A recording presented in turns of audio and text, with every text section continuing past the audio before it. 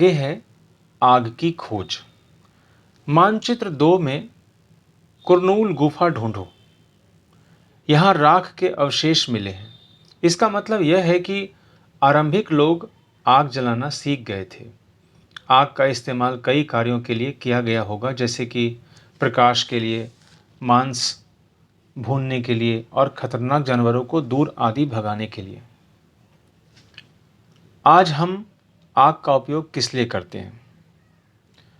अब बॉक्स, नाम और तिथियां। हम जिस काल के बारे में पढ़ रहे हैं, पुरातत्वविदों ने उनके बड़े बड़े नाम रखे हैं। आरंभिक काल को वे पुरापाषाण काल कहते हैं। यह 2 शब्दों पुरा यानी प्राचीन और पाषाण यानी पत्थर से बना है। यह नाम पुरास्थलों से प्राप्त पत्थर के औजारों के महत्व को बताता है। पुरापाषाण काल 20 लाख पहले से 12,000 साल पहले के दौरान माना जाता है। इस काल को भी 3 भागों में विभाजित किया गया है: आरंभिक, मध्य एवं उत्तर पुरापाषाण युग। मानव इतिहास की लगभग 99% कहानी इसी काल के दौरान घटित हुई। जिस काल में हमें पर्यावरणीय बदलाव मिलते हैं उसे मेसोलिथ यानी मध्य पाषाण युग कहते हैं।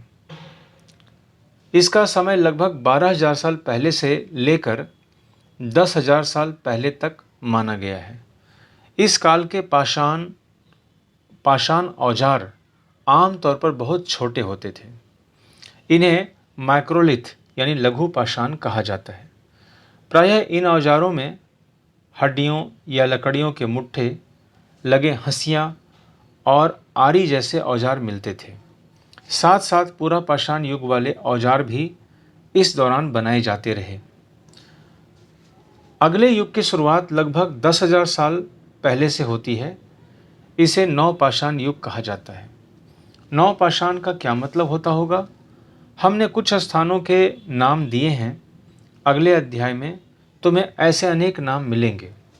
अक्सर हमें पुराने स्थानों के लिए उन नामों का प्रयोग करते हैं जो आज प्रचलित है, क्योंकि हमें ज्ञात नहीं है कि उस काल में इनके क्या नाम रहे होंगे। बदलती जलवायु। लगभग 12,000 साल पहले दुनिया की जलवायु में बड़े बदलाव आए और गर्मी बढ़ने लगी। इसके परिणाम स्वरूप कई क्षेत्रों में घास वाले मैदान बनने लगे।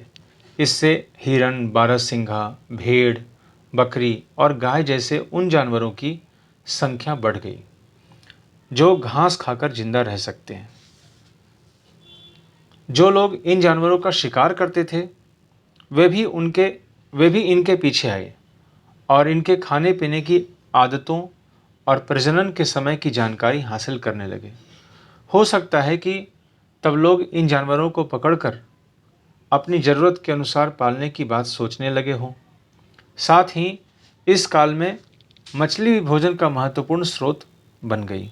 खेती और पशुपालन की शुरुआत। उसी दौरान उपमहाद्वीप के भिन्न भिन्न इलाकों में गेहूं, जौ और धान जैसे अनाज प्राकृतिक रूप से उगने लगे थे। शायद महिलाओं, पुरुषों और बच्चों ने इन अनाजों को भोजन के लिए बटोरना शुरू कर दिया होगा। साथ ही वे यह भी सीखने लगे होंगे कि ये अनाज कहाँ उगते थे और कब पककर तैयार होते थे। ऐसा करते करते लोगों ने इन अनाजों को खुद पैदा करना सीख लिया होगा। इस प्रकार धीरे धीरे वे कृषक बन गए होंगे। इसी तरह लोगों ने अपने घरों के आसपास चारा रखकर जानवरों को आकर्षित कर उन्हें पालतू बनाया होगा। सबसे पहले जिस जंगली जानवर को पालतू बनाया गया वह कुत्ते का जंगली पूर्वज था। धीरे धीरे लोग भेड़, बकरी, गाय और सूअर जैसे जानवरों को अपने घरों के नज़दीक आने को उत्साहित करने लगे। ऐसे जानवर झुंड में रहते थे और ज़्यादातर घास खाते थे।